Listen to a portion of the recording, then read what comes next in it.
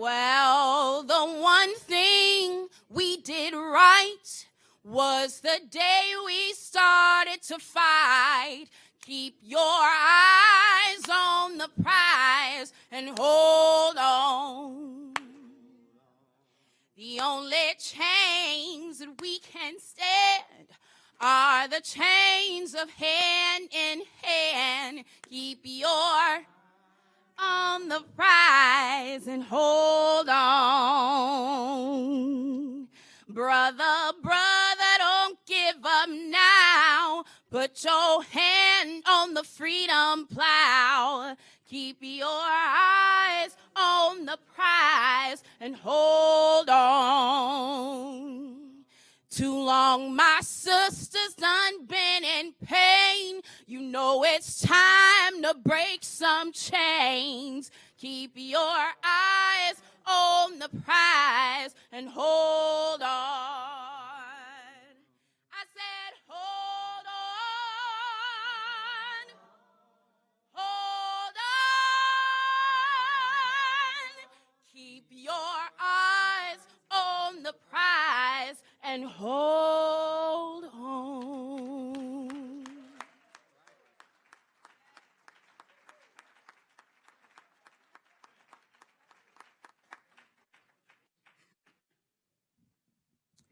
Good morning, everyone. Makes me feel like I never left church.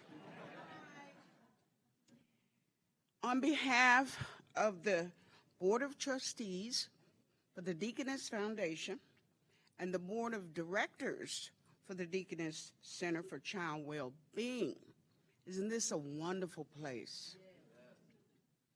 My name is Reverend Norma Patterson, and I have spent many years of my life educating children in St. Louis Public Schools, advocating for change in the community, and leading people of faith.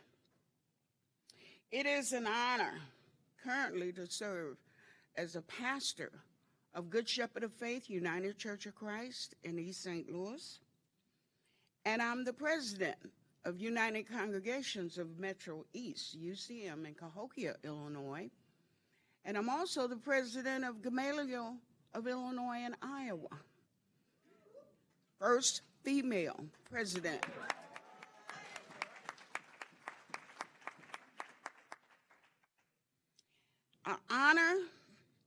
The honor and duty of governess for Deaconess is a joy, and I share it with the wonderful community and civic leaders. With all of the members of the Deaconess Board of Trustees and the Deaconess Center Board of Directors, will you please stand?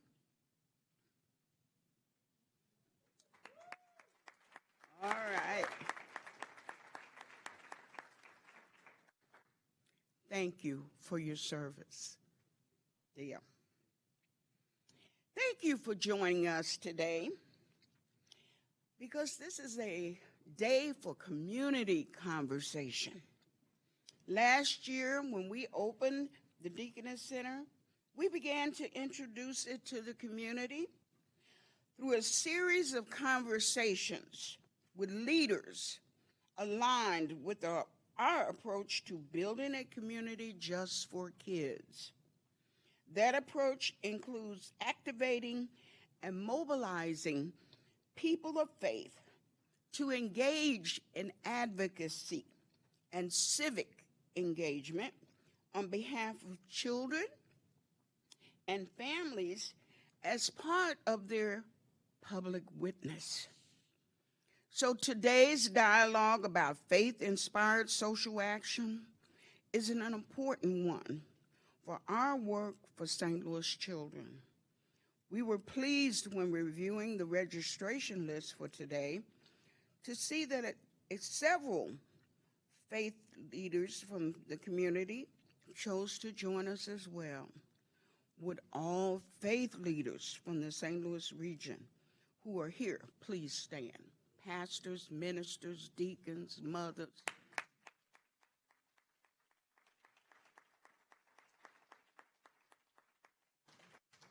Thank you for your leadership. Finally, I would like to welcome Reverend Jim Wallis and Reverend Earl Fisher to St. Louis.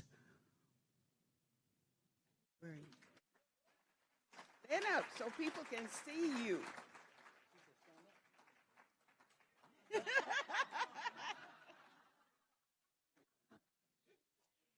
We look forward to learning and hearing what you have to say and wrestling with what it means in St. Louis. And for this region, the Metro East too, for all of our children. At this time, I'm going to invite one of my peers, a leader, a challenger, innovator, person of a staunch integrity, somebody who is younger than me, that I admire fully, Reverend Starsky Wilson. Give him a hand.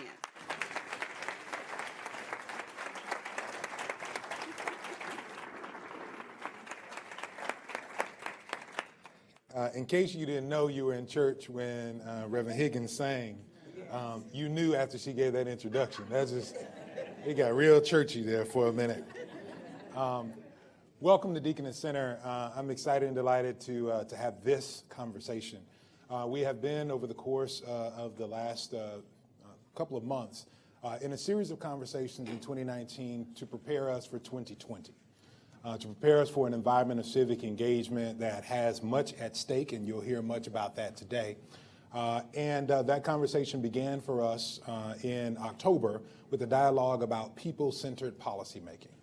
How might we had our friend Tyra Mariani, the president of New America Foundation, to come and to talk to us about what it means to solve problems with civic resources, and to do that by focusing first on the problems of people around their kitchen table.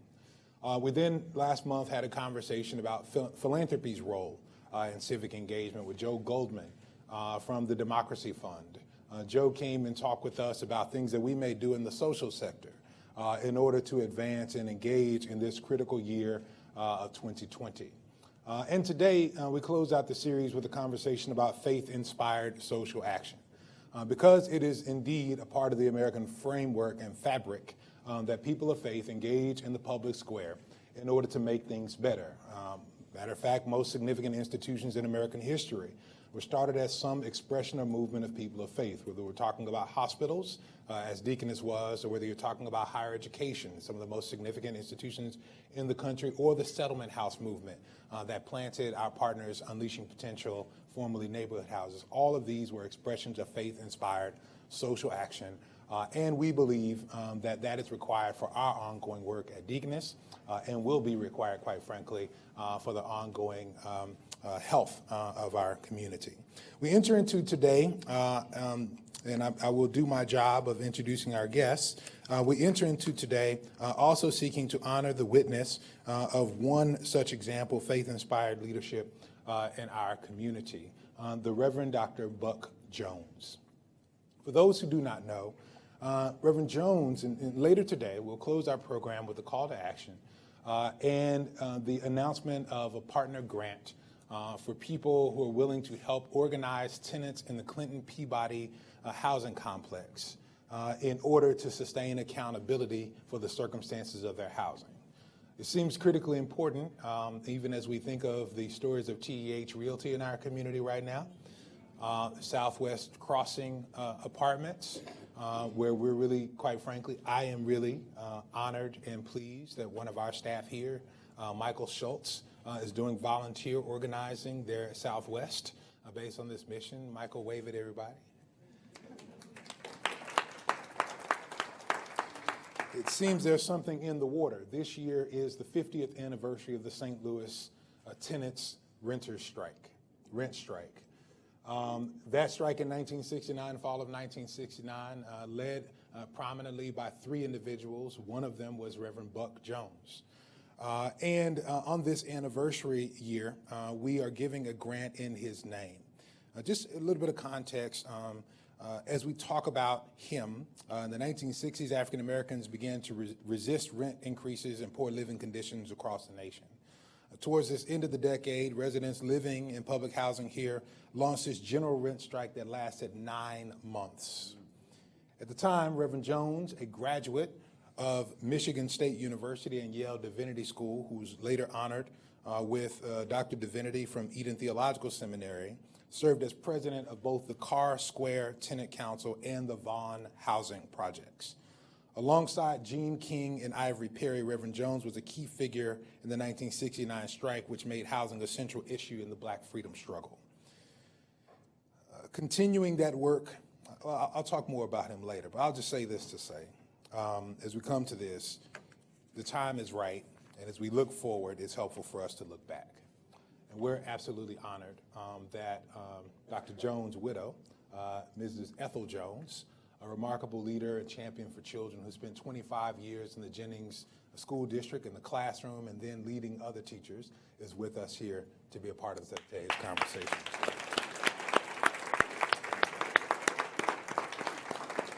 She will join us later in order to make the presentation of the Buck Jones Memorial Grant. And now to my task. I'll introduce our speakers and guides for conversation today and then get out of the way. Reverend Jim Wallis, also an alum, as Reverend Buck Jones of Michigan State University, was founder and is founder of Sojourners, Christians for Justice and Peace, more than 30 years ago, and continues to serve as editor-in-chief of Sojourners magazine, covering faith, politics, and culture. In 1995, he was instrumental in forming a call to renewal, a national federation of churches, denominations, and faith-based organizations from across the theological and political spectrum, working to overcome policy.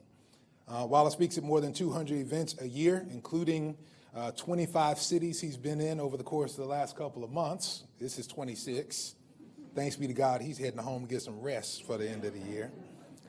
And his columns appear in the New York Times, Washington Post, Los Angeles Times, and other major newspapers. He has been a part of a call to reclaim Jesus as a part of the witness of Christians in the American church in the coming year. Today, he will speak to us from his work, Christ in Crisis, Why We Need to Reclaim Jesus. In response to that, we will hear from our dear friend, the Reverend Dr. Earl Fisher, who is the pastor of the Abyssinian Missionary Baptist Church in Memphis, Tennessee, and the founder of Up the Vote 901, a campaign to increase voter turnout in Shelby County that is indeed inspired by his own faith-related work. Dr. Fisher completed his PhD at the University of Memphis. He's also a graduate of Memphis Theological Seminary, where he was recipient of the Stark Scholarship. He earned his Master Divinity degree. He earned his undergraduate degree at Lemoyne-Owen College. People who know UCC history are happy about that. Where an institution founded by one of the predecessors of the United Church of Christ as well, where he did undergraduate studies and got a degree in computer science. He has over 9 years of experience teaching in higher education and over 6 years of experience as senior pastor of Abyssinian. This says he's a rising scholar in the area of rhetoric and religion. I just say he's a bad brother. Y'all gonna find out in a minute. I'm sorry, that's a technical term. Joining the conversation and panel with these two giants are two other giants.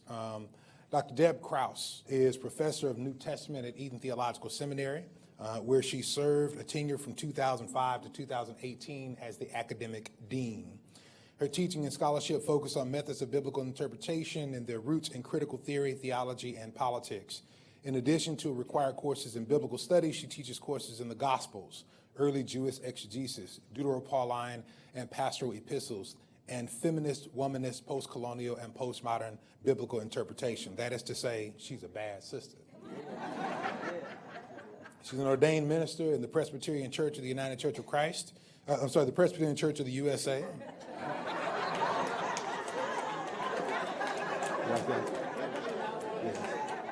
Yes.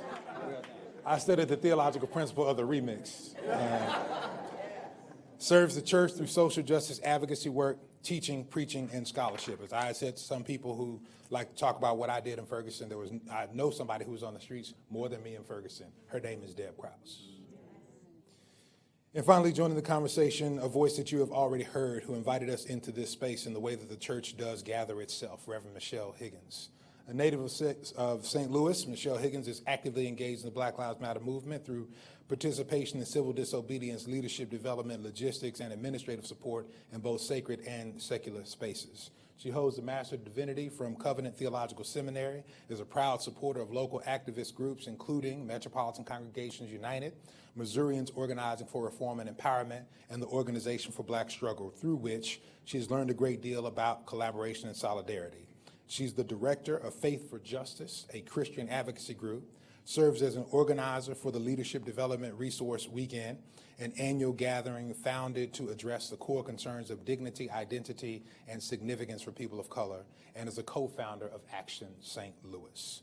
So that I don't have to stand up again in between any of this, I'm going to invite all of these leaders to come take these seats right now as we invite Reverend Jim Wallis to begin our initiating keynote. Please welcome them.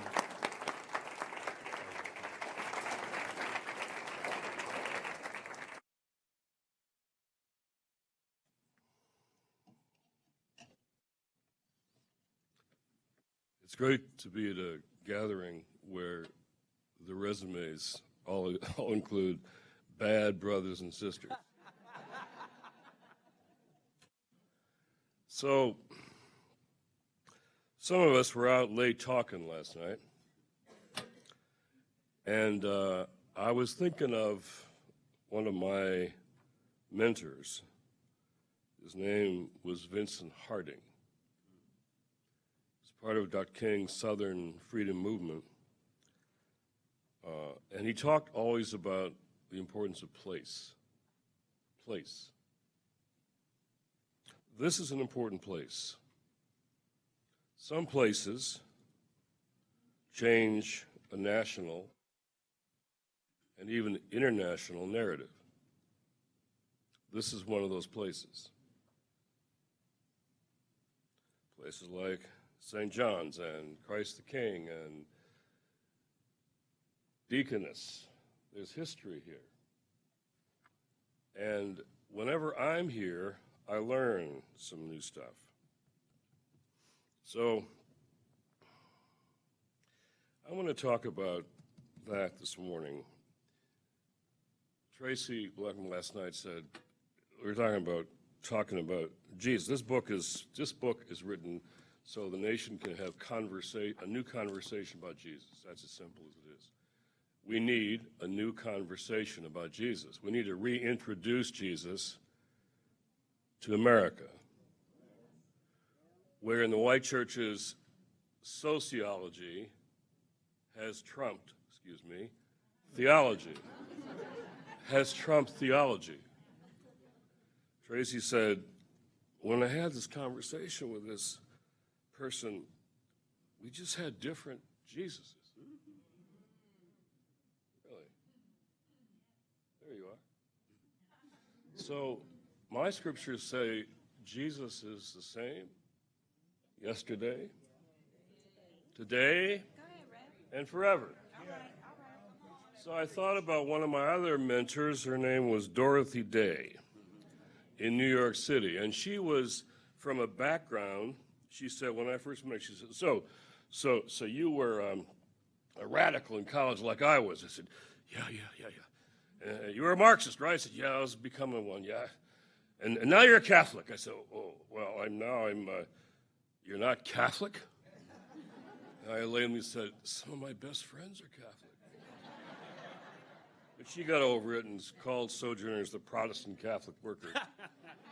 But I remember when I used to go, I was thinking last night after our conversation, when I'd go visit her in New York as often as I could, she was on the Lower West Side and in Mary House where she lived, took care of feeding people all the time and getting arrested all the time.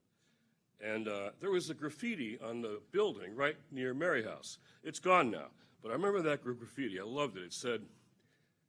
It was a graffiti that said, reporter, Mr. Gandhi, What do you think about Western civilization? Gandhi, I think it would be a good idea. So I added that to this book and said, reporter, what do you think about Christians following Jesus? Millennial, I think it would be a good idea. Now, I want to be practical in this upcoming election year, which is, so we are at Sojourners doing this thing called lawyers and collars. We're taking collars, clergy, into polling places with lawyers. It adds something. When a collar says, oh, there's something wrong here, excuse me. All right? The lawyers love it. We're going to the Secretary of State saying, we know you want everybody to be able to vote, right? So we're going to help you do that, and we're watching you. We've got funding now for 5 states. We're going to do 9, hopefully. All these key states where the popular vote doesn't matter in America anymore. It's the electoral vote in states that are deliberately skewed, designed to, as I call this strategy in Washington, this is what strategy is, one sentence. We got to prevent changing demography from changing democracy. That's what they're doing. It's systemic. It's a strategy. Bullet points. So we're going to be practical. Voter turnout and voter protection of that turnout could change everything in 2020. But we're doing that, but also there's a deeper conversation. And it's really, who is Jesus? Who is Jesus? Who is creating Jesus in their image? I got to be a Central Baptist yesterday morning, and I got to share with them how, when I was in Detroit growing up in my white evangelical Plymouth Brethren church, I didn't know about faith-based social action. I never had seen anything like that. And I learned that, but I learned something more than faith-based social action. I finally, in churches like Central Baptist in Detroit, I finally found Jesus. I mean, I met Jesus. I was with people who talked about him all the time, but didn't know him. Because that text, it was my conversion text in Matthew, where Jesus says, I'll know how much you know me and love me by how you treat them. It's not just about who you're serving, who you're helping, who's receiving. That's where Jesus is. I got some friends that tell me they got fired in their job as a chaplain at some evangelical Christian college because they had me come and speak. But then when they left, they became involved in homelessness in their city or a church under the bridge. And they say to me, I've come to know Jesus like I never have before. This isn't about politics. This is about whether we're finding Jesus or not. So, we talked last night. Let's be clear. Trump isn't the problem. He's not the cause. He's a consequence. He reveals stuff. He's revealing stuff. I would say Donald Trump has revealed how so many white Christians in this country have become disconnected from Jesus. Disconnected from Jesus. They don't know Jesus. It's hard when you talk about him all the time and you really have no idea. So you do transactional voting. Some call it a Faustian bargain. The bargain with the devil. You give me what we want, judges and taxes will ignore everything. They're not just ignoring everything he does and says, all that stupid stuff. They're ignoring Jesus. So when Bishop Curry and I talked about this reclaiming Jesus thing, that he had to be reclaimed because when he's been silenced and sabotaged and hijacked, you've got to reclaim Jesus. And we also said he's worth reclaiming. He's worth reclaiming. So I've been going around the country and having these conversations about Jesus. And I reported last night in our conversation yesterday that the amazing thing is that Jesus has survived all of us Christians.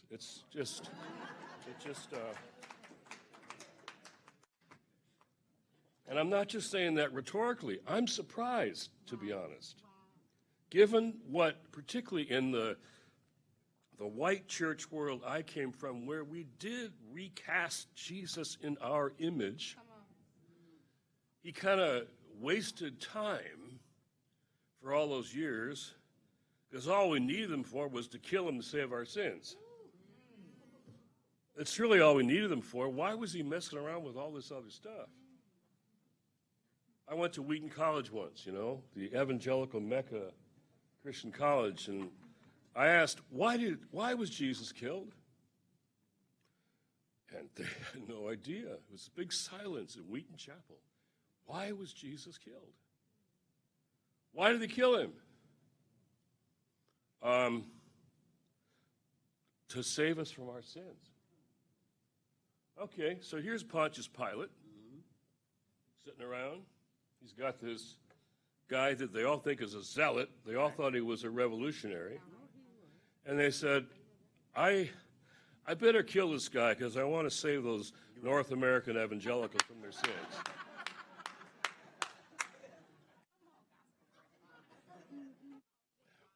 Jesus was a threat, perceived as a threat.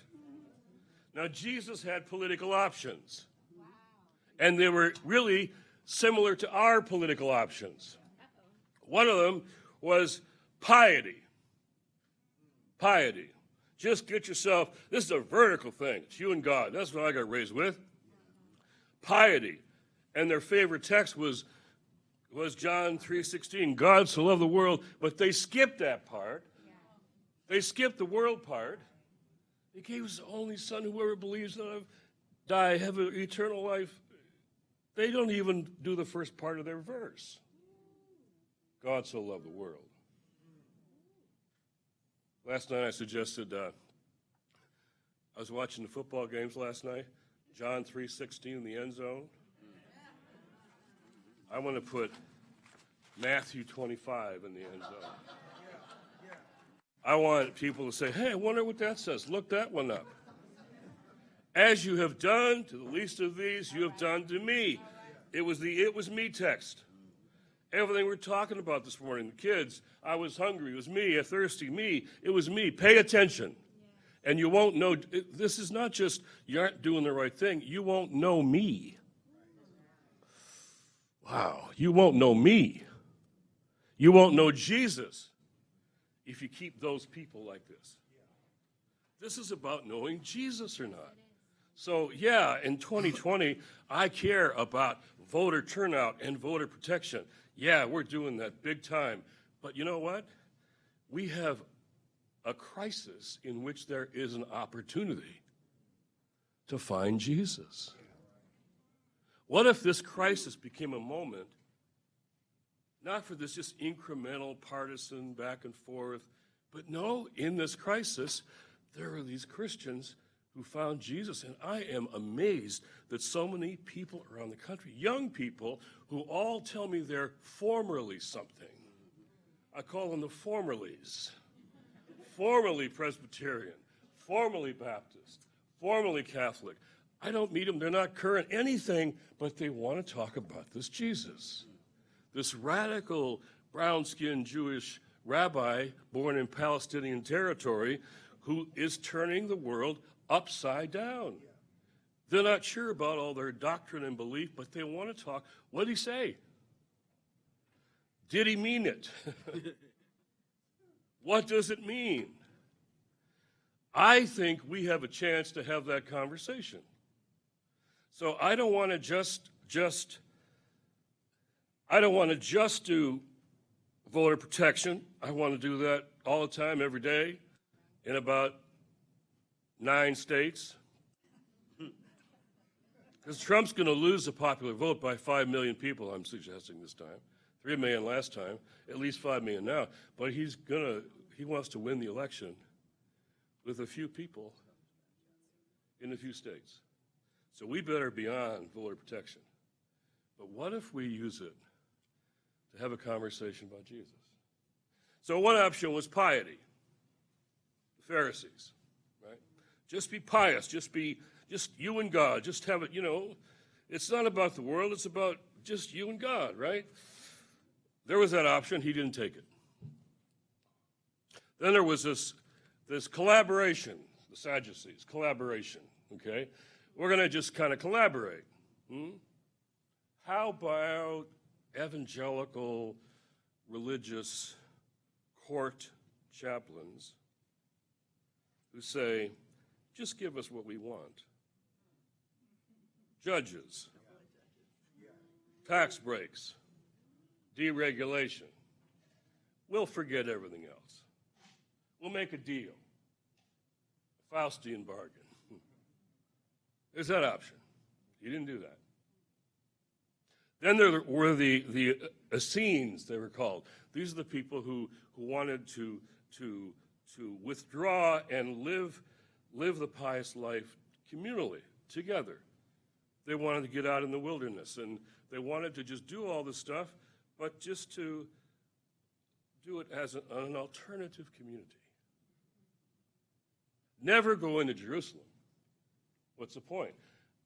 I want to say that if we just followed Jesus, did everything he said, and did it together, and we're totally consistent, and went out in the wilderness, which sometimes alternative faith communities want to do,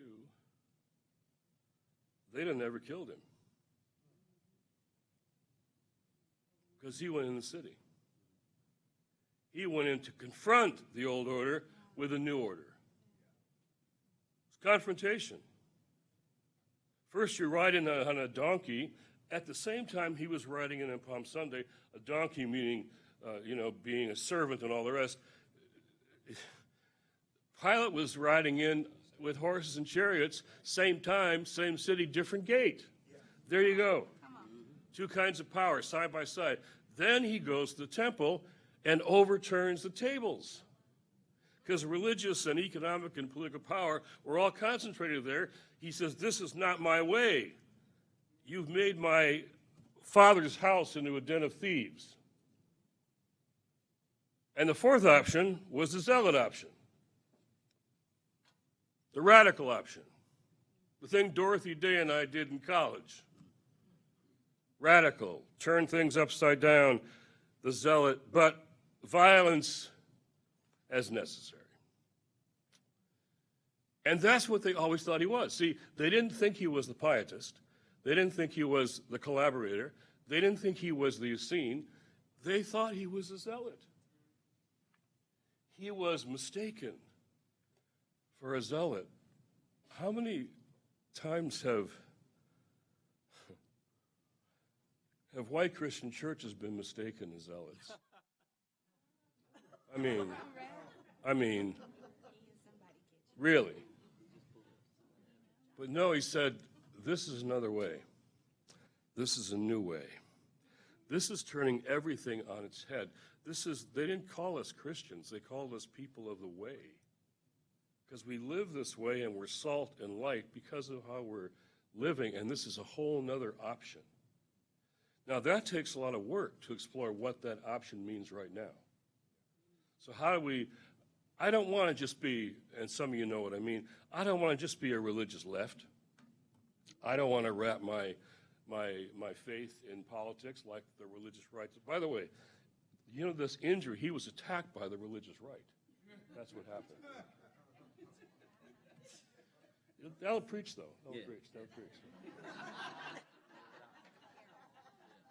But what would it mean? And this book, I've talked about this book already yesterday. I'm not going to do it again. But this book has got every chapter is a Jesus question. These are big Jesus questions that resonate right underneath all of our politics. The question, who is my neighbor? That's underneath all of our political debates. In whose image are we made? Right? This is Genesis on. In whose image? That's why voter suppression isn't just a political issue or an electoral issue. Voter suppression, when you, as the North Carolina court said, when you surgically target your voting practices to deny people their vote based on their skin color, that is throwing away the image of God, Imago Dei, such as politics. They're throwing away Imago Dei. That's why we're involved. Or what is truth? There is no truth, he says. Fake media. All the strong men just want you to believe their truth. So there is no truth. And Jesus said this on the road. Every time I said, and Jesus says, you'll know the truth, and the truth will make you free. And the whole crowd knows that verse. Freedom is tied to the truth. When we're losing the truth, we are literally, it's not just how many lies he tells, we are losing our freedom. Bondage comes from denying the truth. Or his idea of leadership was washing feet. My goodness, there isn't even public service talked about anymore in Washington. It's public aggrandizing, right? So these questions run against everything we're seeing and hearing, and the last, of course, the least of these. The least of these are always the least important in Washington. I got to say, I can tell you stories, told some last night, even when the other party is in office, how the least of these. Jesus didn't say, as you've done to the middle class, you've done to me.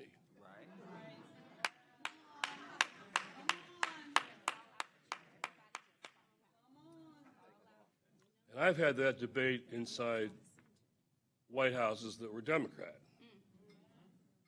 But now, these people are targeting the least of these.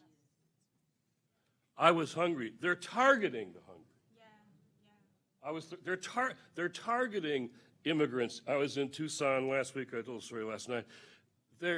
Jesus said, if people are hungry in the Sonoran Desert and they're thirsty and they're naked and they're facing arrest, he says, don't help them unless they have papers. Did he say that? So this kid's on trial for helping them. Jesus was on trial in Tucson, Arizona, and a jury of 16 people said not guilty. Jesus won in Tucson, and Donald Trump lost last week because he got put before a jury, and they said, no, we don't want to put the Good Samaritan in jail for 10 years. So we got to win these battles, but I want to win them, for me, in the name of Jesus. And a lot of people who aren't sure whether they're Christian or whatever, young people, they want that name to be lifted up. Are we living? Are we working? Are we acting? Are we voting in the name of Jesus? So I don't want to miss this chance to maybe bring Christians in America in my white churches back to Jesus. So I'll just finish with a little story. I was preaching last week in Church of Resurrection. It's in Kansas City. Kansas. Kansas City's kind of two cities, Kansas and Missouri. So Kansas is both white and red. 25,000 members in Church of Resurrection. I have to also, you need 5 services to talk to that many people. Right? So the reason I wasn't the reason he had me come in is because he was preaching that day, Adam Hamilton, across in Missouri at a church led by Emmanuel Cleaver III. Emmanuel Cleaver, too, is in Washington. He was mayor and pastor, now member of Congress. He's one of my favorite members of Congress because we had a big gang peace summit in '94 at Mac Charles Jones's church, and we had all these leaders from 125 cities want to make a truce, gang truce, and this mayor, who's a pastor, invited him to a prayer breakfast. Now, this is the closest that those kids had ever been to the man. So they blasted him. They blistered him, closest they ever got. And instead of being outraged that they had disrespected him, he stood there and he listened. He heard all their questions. He stayed until he answered all their questions, and they trusted him. And I fell in love with Emmanuel Cleaver that day. Now he's a member of Congress. His son is his old church. So the pastor goes to Emmanuel Cleaver's third, and they're having this exchange. You know how the exchanges are. Let me be blunt. All these white churches, they want to have reconciliation. They want to be in a relationship.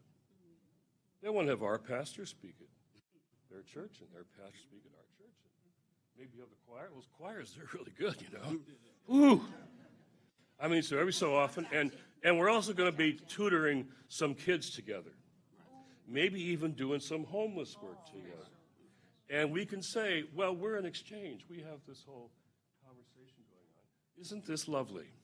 This shows, and I'll tell you, they know they need to show that they're in relationship.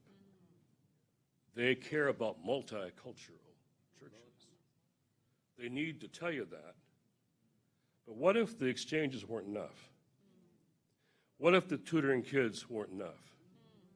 What if, I'm just saying, what if black churches said to these white, mainline, evangelical, wannabe, multicultural churches, in 2020, let's together have a conversation about Jesus. Who was he? What did he say? What did he do? Did he mean it? Who is your Jesus? Does he relate to this election at all?